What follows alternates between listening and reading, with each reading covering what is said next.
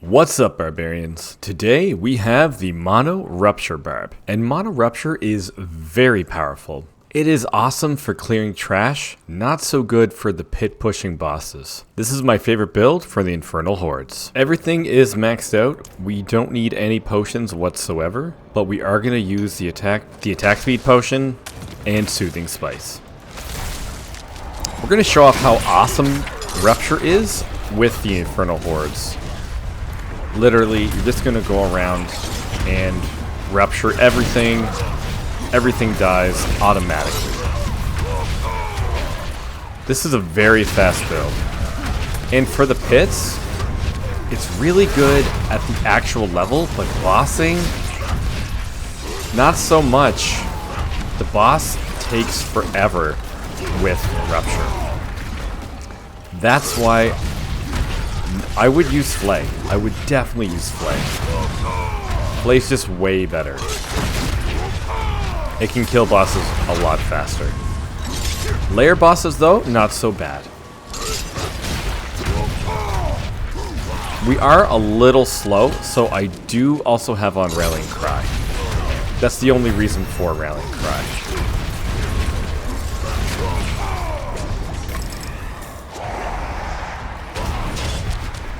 Overall, Rupture is very fast. And as soon as these enemies stand up, they're dead.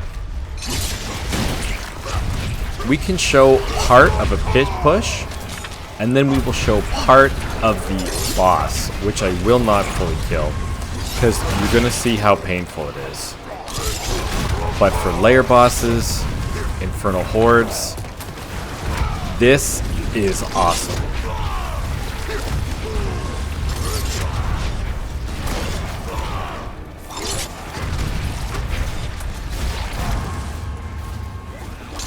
Absolutely amazing. Everything. As soon as you get to everything, it's dead. Look at that.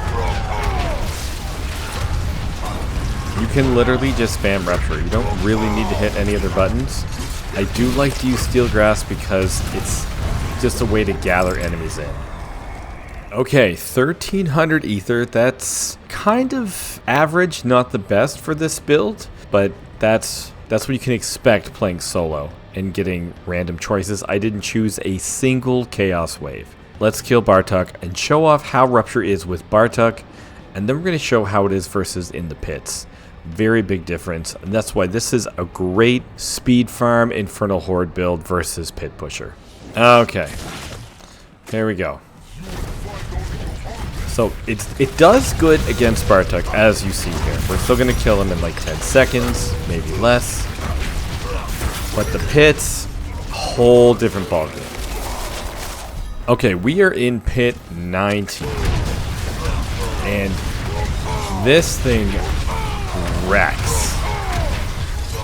Literally wrecks the pit. Well, again, not pit bosses, but the pit itself, no problem.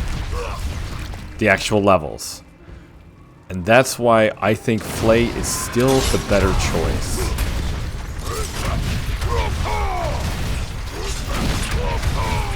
Even though this is much faster, bossing is painful. As we saw with Belial, that's where it started to break down. Like Belial, he was easy to kill, but he took a lot longer than Flay.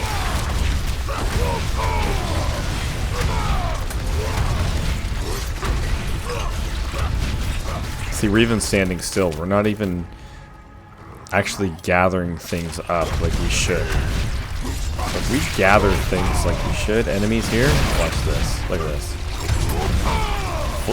Rupture is awesome. It's just bossing that's really not good. And that's why this is my Infernal Horde build, and Flay is my pit pushing build.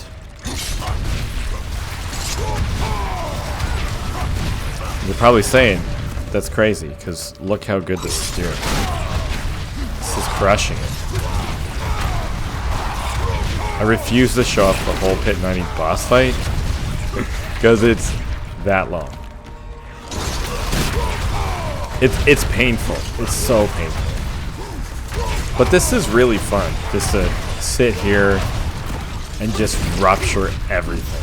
See, when you have one enemy, it goes a lot slower. I'm not entirely sure why. But rupturing one enemy versus a bunch, I don't know if it's some sort of glitch, but solo rupture, like look how long this enemy's taken. That is really weird considering we've been crushing everything else. Okay, 10 minutes, we're at the boss. And watch how slow this boss fight is. We're just gonna do a little bit because it's just way too slow.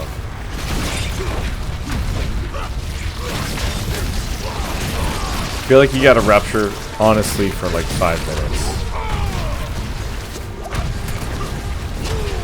Let's see if we can get him down to 3/4. Let's see how long that takes.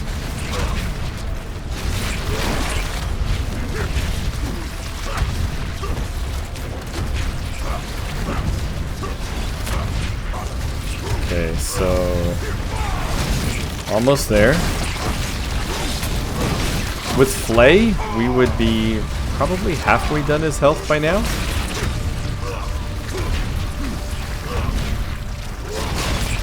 So if you don't mind long boss fights, then yeah, go for it.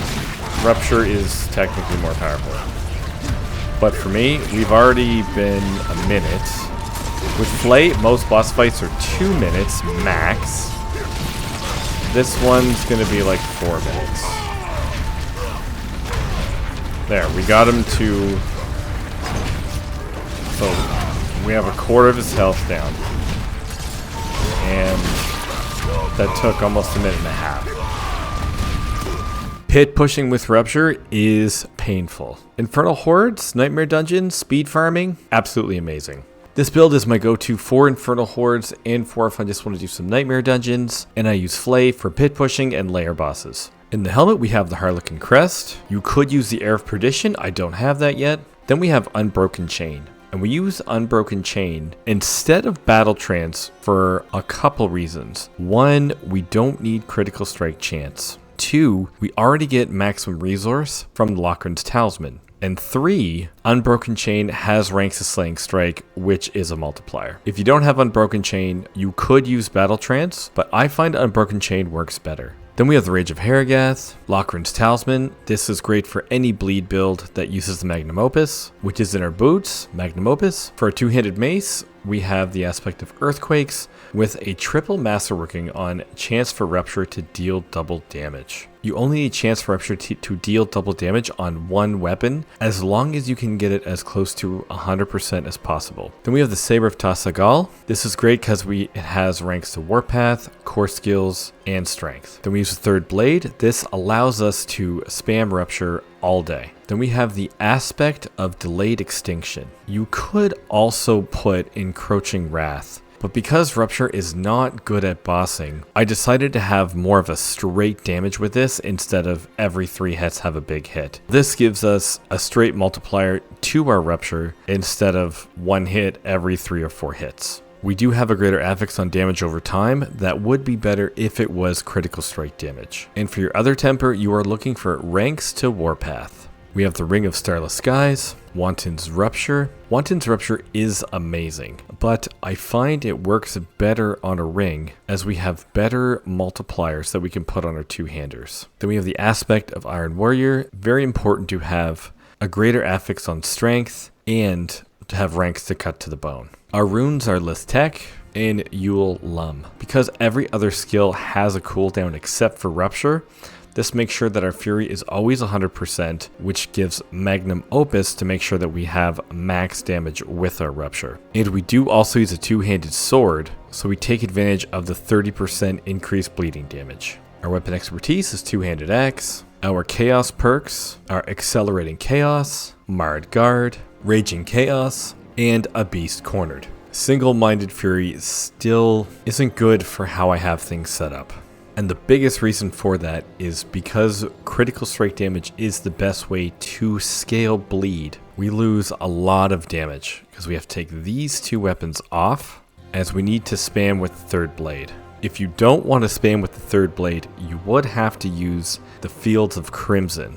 For our skill tree, we have 2 points into Flay, 1 point to Pressure Point, to get 3 points into Warpath. Because Rupture is an overpower, this 72% increased damage is completely up all the time. We take 3 points in Tempered Fury for the Magnum Opus, 3 points in Imposing Presence, 3 points into Martial Vigor, 3 points into Rallying Cry for Tactical Rallying Cry. We take Rallying Cry for movement speed and a little bit of resource generation. 3 points into Iron Skin for Tactical Iron Skin, so we have a barrier up all the time, and heal. 3 points into Warcry, and to Power Warcry as enemies are near us all the time. 3 points into Booming Voice, 3 points into Swiftness, 3 points into Aggressive Resistance, 3 points into Prolific Fury, 3 points into Pit Fighter, 3 points into Slaying Strike, 1 point into Exposed Vulnerability. Your Rupture is a core skill and a weapon mastery skill, so every time you use it, things are vulnerable all the time. 7 points into Rupture for Warrior's Rupture, 3 points into Cut to the Bone, 3 points into Steel Grasp for Warrior Steel Grasp, 1 point to Thick Skin for 3 points to Counteroffensive, 2 points to Irrepressible, 3 points to Heavy Handed, 2 points into Invigorating Fury, 3 points into Wrath of the Berserker for Supreme Wrath of the Berserker. If you do not have the Harlequin Crest, take your 2 points out of here, 1 point out of Irrepressible, and 1 point out of Warrior's Steel Grasp to get 5 points into Wrath of the Berserker. And our key passive is Gushing Wounds. For our Paragon, our first board, we have Might. Our second board is Flawless Technique, where we have Wrath. Our third board is Hemorrhage, where we take Disembowel. Our fourth board is Blood Rage, where we take Challenger. And I took as many nodes as I could in the Challenger board, so I could hit all my bonuses. That's why this is so overloaded. Our final board is Weapon Master, where we take Weapon Master. And if it wasn't for all those nodes, I wouldn't be able to hit Iron Strength, which gives us more fury. That is the Spam Rupture build. Great for Infernal Hordes, great for Nightmare Dungeons, great for escalating Nightmare Dungeons. Not so good for pit pushing, and just okay for lair bosses. With the armory, I like having a couple different builds to do a couple different things, and for bleed builds, Flay for the pit, and Rupture for farming. The only 2 items I would use to make this build better would be if I had the Grandfather and the Heir of Perdition. Alright guys, if you like Rupture, give this build a try. And with all the rumors going around with Season 11 and what's going to take place with the massive changes, I am super looking forward to the PTR for Season 11. Alright guys, thanks for watching, and I'll see you guys next time.